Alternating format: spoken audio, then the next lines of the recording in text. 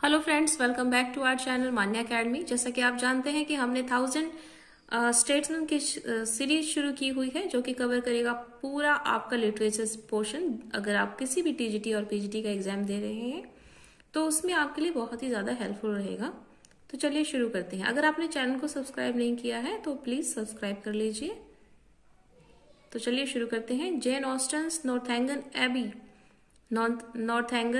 AB parodies the Gothic romance. तो parody क्या होता है? नकल करना होता है। और ये गोथिक रोमांस जिसमें कि सुपरनैचुरल एलिमेंट होते हैं, वो चुड़ैल भूतनी वगैरह दिखाते हैं और पुरानी हवेली टाइप। तो इस तरह की जो भी होता है इसको कहते हैं गोथिक रोमांस। ठीक। और Headlong Hall, Melincourt and Nightmare Abbey are the work by Thomas Love Peacock. ठीक, ये सारे वर्क हैं जो कि टॉमस लव पीकॉक के हैं।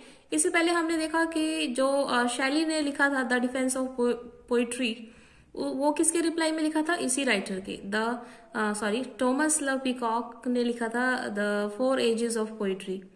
तो उसके ये ज्यादा फेमस है ये वाला work, the 4 ages of poetry, Thomas Love Peacock का। तो ये वही वाला राइटर है।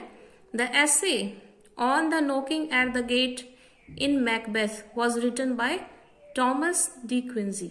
तो टॉमस डी क्विंसी ने ये लिखा है। ये भी बहुत इंपॉर्टेंट है, ये कई बार एग्जाम में आ चुका है। The pioneer of the historical novel is Walter Scott. तो हिस्टोरिकल नोवेलिस्ट किसे माना जाता है? वॉल्टर स्कॉट को। ये क्वेश्चन भी बहुत आता है। Mansfield Park, Emma, Persuasion, Pride and Prejudice and Sense and Sensibility are novels by Jane Austen. ये सारे जो नोवेल हैं ये जेन ऑस्टन के द्वारा लिखे गए हैं। और Pride and Prejudice is the story of the Bennet family. ये बेनेट फैमिली की स्टोरी है। आगे है Lady Catherine de Bourgh in Pride and Prejudice is the aunt of Darcy. Darcy की आंट होती है। Tale from Shakespeare is a work by Charles Lamb and his daughter Mary Lamb. तो ये जो है ना चार्ल्स लैम, तो ये जो मैरी लैम है इसकी सिस्टर होती है जो कि मेंटल असाइलम में इसे रखा जाता है। क्योंकि एक बार क्या होता है ना कि इसकी जो ये जब बच्चे होते हैं तो ये खेल रहे होते हैं और इसने अपनी किसी फ्रेंड के पड़ोसी की, मतलब पड़ोसी में रहती हुई लड़की, उसके साथ बुरा व्यवहार कर दिया था। तो इसकी मम्मी ने इसको इसके लिए डांटा था, तो इसने अपनी मम्मी को ही मार दिया था एंगर के फिट्स में आके। मतलब इसको थोड़ा सा मेंटल प्रॉब्लम हो गई थी तो इसको मेंटल असाइलम में रखने के लिए कहा गया। और तो कोई था नहीं इनके घर में, तो इसकी केयर कौन करता, इसलिए अपनी चार्ल्स लैम ने अपनी बिलावेड को छोड़ दिया था।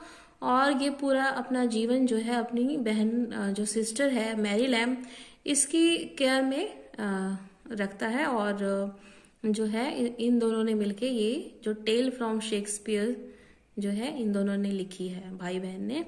आगे है Castle Rackrent, the Absentee and ऑसमैन are Irish tale by Maria Edgeworth. Maria Edgeworth के द्वारा लिखा गया है। आगे है the Lyrical Ballad opens with the Rime of Ancient Mariner and closes with the Tintern Abbey. तो ये क्वेश्चन भी बहुत ज्यादा ही इंपॉर्टेंट है, ये पूछा जाता है। ठीक। आगे है Laon and Cythna are characters in Shelley's the Mask of Anarchy. Asia, Hercules and Jupiter are the character in Prometheus Unbound. William Wordsworth was appointed poet laureate in 1843। और जब इसने पोएट लॉरिएट की जो उपाधि है उसे स्वीकार कर ली थी तो रॉबर्ट ब्राउनिंग ने इसे क्रिटिसाइज किया है ना कि थोड़े से पैसों के लिए, just for the handful of money, जो हमारा लॉस्ट रीडर हो गया ये वर्ड्सवर्थ। कहाँ तो ये बड़ी बड़ी कॉमन मैन की बातें करता था और इसके लिए बिक गया है ना। आगे है Coleridge admitted that he had a smack of helmet in himself. The great exhibition of London took place in 1851। ये क्वेश्चन बहुत इंपॉर्टेंट है, बहुत बार एग्जाम्स में पूछा गया है। The great expedition of London took place in 1851। Darwin's theory, जो Darwin ने अपनी थ्योरी दी थी, ओरिजिन ऑफ स्पीसीज बुक लिखी है उस पर। Was published in 1859। ये भी बहुत बार पूछा जाता है।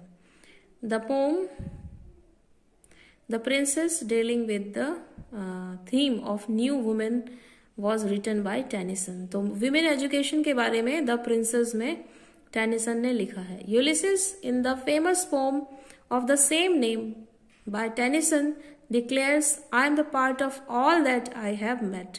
तो यूलिसिस इसमें क्या कहता है कि मैंने जो भी कुछ अपने लाइफ में, मतलब वो जो होता है ना, वो एडवेंचरस टाइप का होता है और सी वॉयजेस किए होते हैं, तो वो कहता है यूलिसिस कि मैं उन सभी का पार्ट रहा हूं जो कि मेरे जीवन में घटित हुई हैं घटनाएं, और मैंने बहुत ही एंथुजियास्टिकली उन सब चीज़ों को, एडवेंचर चीज़ों को अपनाया है, करा है।